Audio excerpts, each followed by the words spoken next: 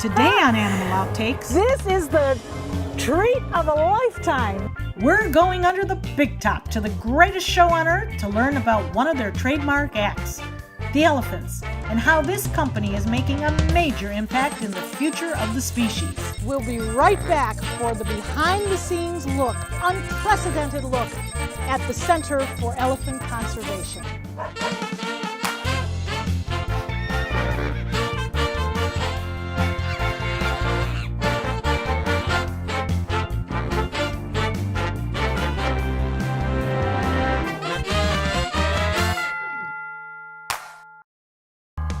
Welcome back to a very special episode of Animal Outtakes. Today we're at the Ringling Brothers and Barnum and Bailey Center for Elephant Conservation, located in Central Florida.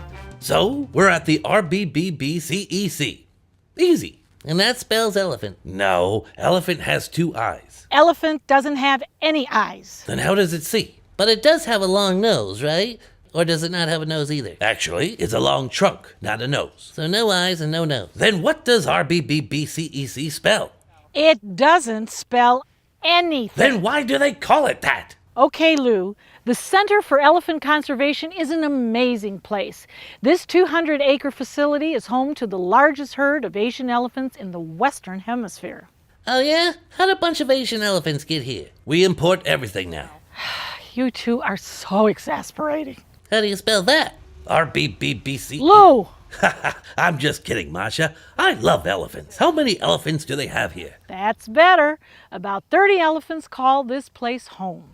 That's a lot of elephants. And today, we're going to learn how the Center for Elephant Conservation is helping to save these endangered species through reproduction and research. And we have a lot to cover today, so let's get started.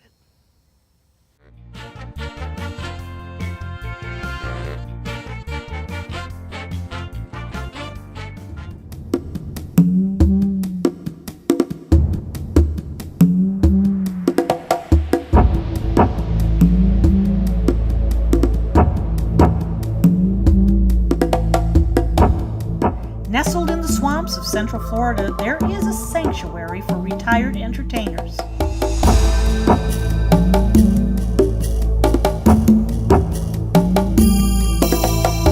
Welcome to Ringling Brothers Barnum and Bailey Center for Elephant Conservation. We're sitting here in the middle of Polk County, the center of Florida, midway between Tampa and Orlando, on a beautiful 200-acre facility. It's dedicated to the preservation of these Asian elephants and the breed. This is Icky, and then Alana is the other female over here. They've both had calves, so they're part of our breeding program. They were both performers at one time. And they're very gentle, love to be around people. Naturally, you can tell Icky's more food motivated. Yes. The 200-acre sanctuary was established in 1995 by Feld Entertainment, who owns and operates the circus. Mr. Kenneth Feld inherited from his dad, Irvin Feld, a genuine and deep love and appreciation of the Asian elephant. Irving Feld purchased the Ringling Brothers and Barnum and Bailey Circus in 1967. He produced the greatest show on earth, and his son, Kenneth, followed in his footsteps. So with a deep feeling of gratitude for what the Asian elephant offers people in every city we visit, the Felds decided that they needed to do something just like this place to guarantee a wonderful retirement and certainly to involve research and reproduction as a means of keeping this species alive on the planet. Obviously, when the Feld family decided that this was what they were going to do for their family of elephants, Yes. Florida was the natural choice, would you say?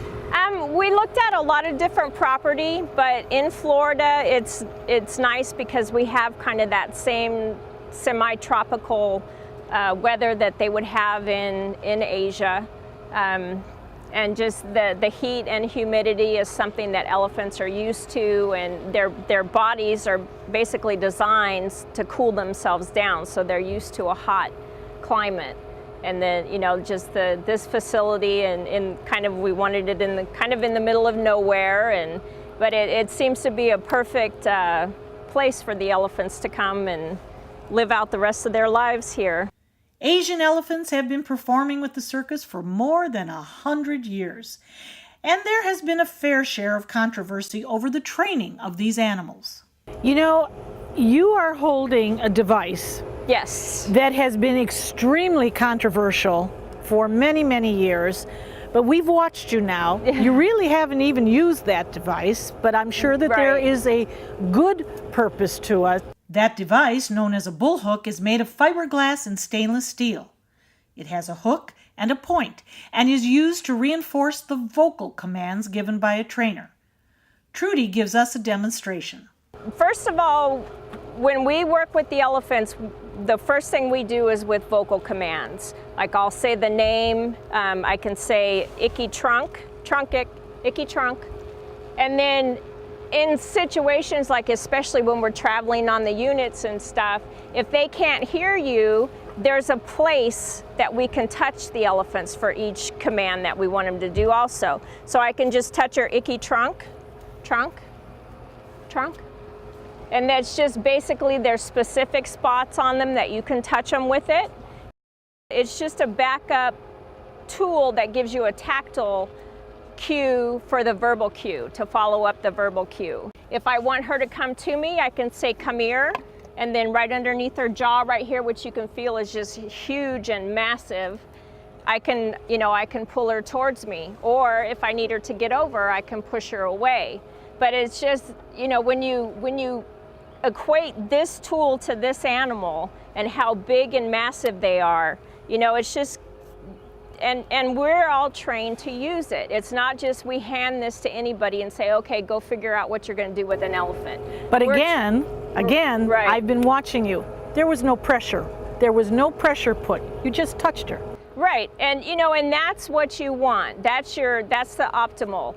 The person that uses this tool the best with the best elephants use it the least. The circus is highly regulated, not only by the federal government, but also by state and local regulations in every city where they perform. They are subject to unannounced inspections. But Janice says they have nothing to hide. We try to operate every day with the same high standards, regardless of whether or not an inspection. Whether they would be here on the grounds or Absolutely. not. Our standards are way, way above a lot of other places. We have the ability to do that, and we work very hard to maintain that.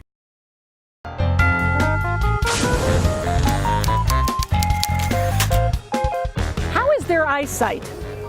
Their eyesight is actually the least of their senses. Their smell and hearing are the best, that they rely on the most. And naturally, since their eyes are so far apart, they do have a limited, they can't see right behind them or directly underneath them. But peripheral, they could Right. do well. And that's one of the myths that people always say elephants are afraid of mice. But, any little thing, if some little thing ran between their feet, they have to look and kind of move around to see it. So that kind of gives the impression, that people say, oh, look, they're afraid of mice because they're jumping around. Like in the cartoons when you see the women get up on the stool and scream, the elephants just are looking to see what came underneath them. And still ahead on Animal Outtakes, How long are they on the road? it's all aboard as we tour a real stock car used to transport these animals from town to town. And later, we find out how the Center for Elephant Conservation is helping protect these gentle giants for future generations. For thousands of years, we've been humans' best friend. You've been through a lot, and we've been right there with you. A dog is part of the family, a confidant, and a friend who always knows how to get into your heart. So what happens to our beloved companions when we can no longer care for them? This is why we've created Dante's Den, an innovative, state-of-the-art facility that will provide care for up to 100 dogs. Dante's Den is a community for joyful dogs. Millions of Americans face uncertainty when planning for the future of beloved pets who may well outlive them. Dante's Den is a charitable organization, so in whatever capacity you can, please lend your support so that we may continue this most wonderful work. Dante and I would like to thank you for watching and for also opening up your hearts to our wonderful community of joyful dogs. Learn about the many ways you could become involved by visiting dantesden.org.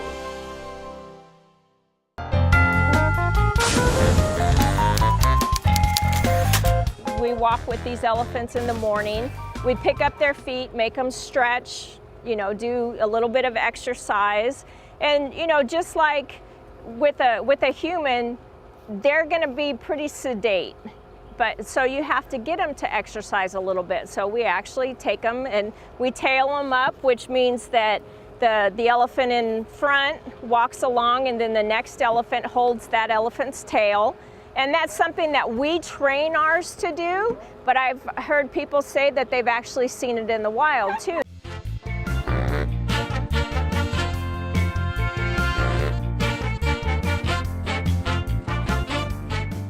Now, who do we have back here? Back here we have Sally and Tova and Cora. These are ladies who have aged out of performing or for whatever reasons have been determined that they would do better here than out on the traveling shows. Typically, the elephants that perform with the Ringling Brothers Barnum and Bailey Circus are all females. So it's the girls, the divas, that are doing the show, That's right? right. How many shows do you have going around the continental United States at one time? We have 3. We have 2 large units, the red unit and the blue unit. So this way, every large city that can house us gets a brand new show every year. And then we have a smaller unit that's of equal caliber. The Gold Show plays a smaller venue. It's also a great show. And how many elephants typically go to each show? Well, it depends on the units because they're very carefully placed where they get along. So one of our units has 9, the other has 6, and then our smaller unit has 3. The shows still travel the country by train, just like in its heyday, sometimes with trains stretching a mile long. We're sitting here, Janice, in front of one of the stock cars that is used for transporting. We know the horses, but definitely the elephants. Yes. And we've taken a quick tour inside. They really travel quite well, don't they? They do, and every consideration is made for their comfort and their safety, and again, it all falls within the regulations of the USDA guidelines. Now, they're trained to go on the side. There's a very large, wide opening for them, and then they go to their spots. Right. And they have a seat belt. Yes, they do. They're tethered, and they're very used to this, but that also confines their movement during transit so that they stay very safe. The elephants have enough space to lay down, get up, and move around so they aren't too cramped, but not so much that they wind up soiling their food or stealing someone else's. And the tethers are custom made to each animal. Well, the tethers are a very specific tool in a way. They're designed for each elephant. It's kind of like a pair of shoes. You want them to fit that elephant. And they are tethered on one front leg and the opposite hind leg, and then that's alternated by the day. We want them to be comfortable with those tethers. So it does not hurt them. It's there to protect them. Right, right. And it protects them and gives them privacy in a communal setting. So they're social animals, and we uphold that. They're all together, but how are you going to keep them separate so that they don't pillage each other's food supply? Because they're like us, they're opportunistic, and the tethers are very efficient. The stock cars are well ventilated with lots of fans and even a mister to keep the animals cool on hot days. 4 elephants can fit on one stock car, along with a human companion. At least one person travels with them and continuously puts food in front of them, bags up manure, and makes sure that they're getting water. How long are they on the road? About 11 months of the year. So all the shows come back to Florida in December and either rest or get right away busy with rehearsals for the next new show. So we have to ask, as they're beginning to board, are they excited? Do they really realize what's going to go on for the next 11 months? It's easy to read a whole lot of emotions into these animals, especially when you look at their eyes. But what I actually witness is just comfort. I see a level of comfort when they go up the ramp into the train that's just like, oh, this is part of my routine. And it's very, very important to their well-being and their sense of safety that routine is upheld, and that's what I notice. So they're really very comfortable traveling for 11 months. They are. They absolutely are. If we notice that a particular elephant is uncomfortable or even a little bit stressed, they don't have to travel. Only 1/3 of our elephants actually travel with our shows. There are more than 30 elephants that reside at the Center for Elephant Conservation, but not all of them perform. Youngsters like Mike here, who just turned a year old in June, is being evaluated now to see how he would fare in the circus setting. We're working with him now. He really seems like he has the disposition of a show animal, you know, like this right here. Strange people come up, people that he doesn't know. He's quite comfortable being around them. We've already started putting like the tubs and stuff in here, and he climbs on them and is very athletic.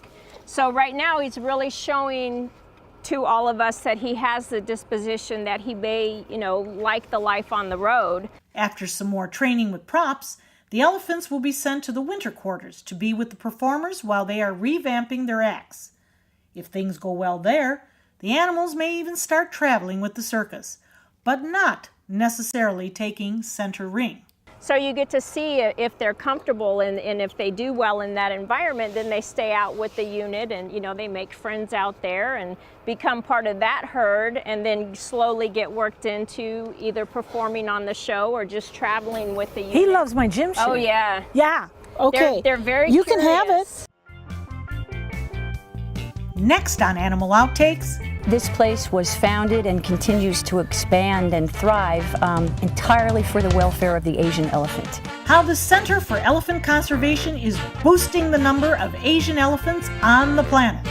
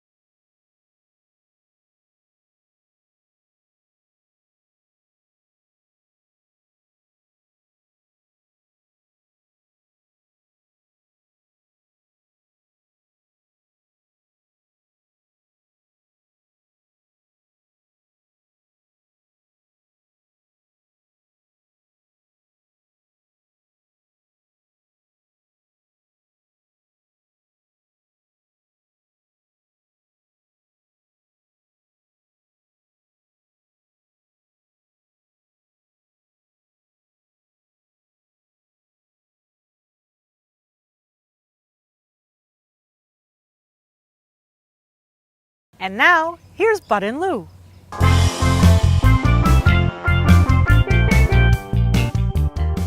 Welcome, everyone, to this week's installment of Professor Lou Explains Everything. And remember, folks, if anything goes wrong during the show, I can explain everything. Boy, Professor Lou, we sure had fun at the Center for Elephant Conversation today, didn't we? It's conservation, not conversation. We're talking about elephants, right? Yeah? So it's an elephant conversation. What's the problem? Is it possible to stuff a butterfly back into its cocoon? So let's learn about some elephant facts. This is an elephant. No, that's a drawing of an elephant. Oops, that's right. This is an elephant. Aw, he's the coolest thing ever. Can we take him home? Well, you'd have to feed him. No problem. I got some hay right here. Great. Now he'll need about 150 to 250 pounds of hay per day. For just one elephant? That's a lot of hay. And he'll also need fruit, grains, and vegetables. We might have to just eat out tonight. And don't forget water. Okay, I got that covered. Here you go, Mr. Elephant. You look thirsty. Great. Now you just need between 30 to 50 gallons more for today. Is this an elephant or a swimming pool? And adult elephants weigh between 8,000 and 12,000 pounds. I'm beginning to see why. Maybe you could cut back to 120 pounds of hay a day. You know, Bud, I think we should leave taking care of the elephants to the good folks at the Center for Elephant Conservation. After all, they have the largest sustainable population of Asian elephants in the Western Hemisphere. Maybe we could get a smaller pet. How much hay does a goldfish eat?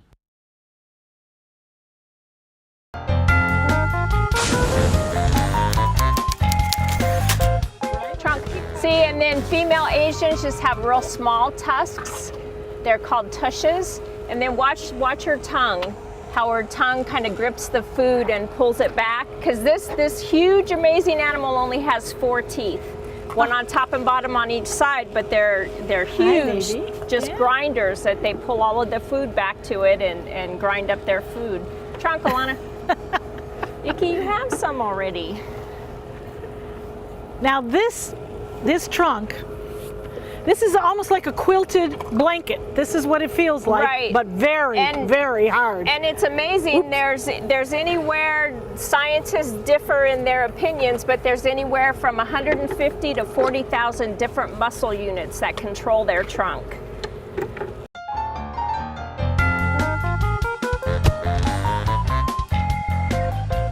At the Center for Elephant Conservation, research and reproduction are at the forefront. Asian elephants have been classified as an endangered species since 1976.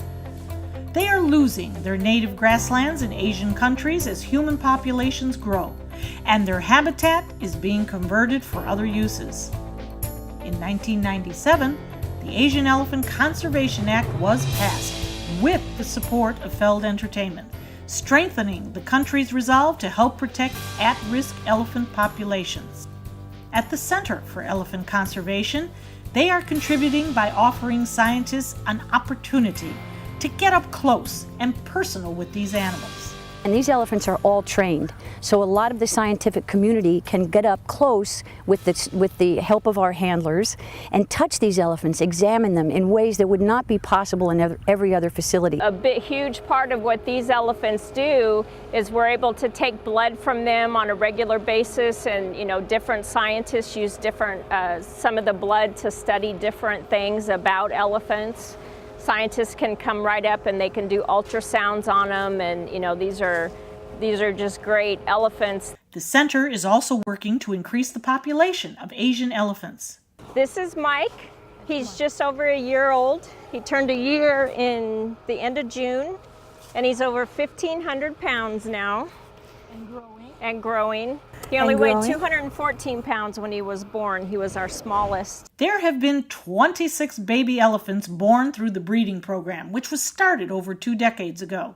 A good start for a very endangered population. Because it's been quoted that we see study that if we don't have 5 to 6 births every year, in 40 years the elephants will be extinct in this country. So it's very important to help with the breeding. An elephant's gestation period is 22 months, and the babies will stick by mom for a while after they're born. How long do these babies really stay with the mom? Well, they stay with their mom for at least 2 years. And then really it's kind of up to them. They're usually the ones that tell us when it's time to be weaned.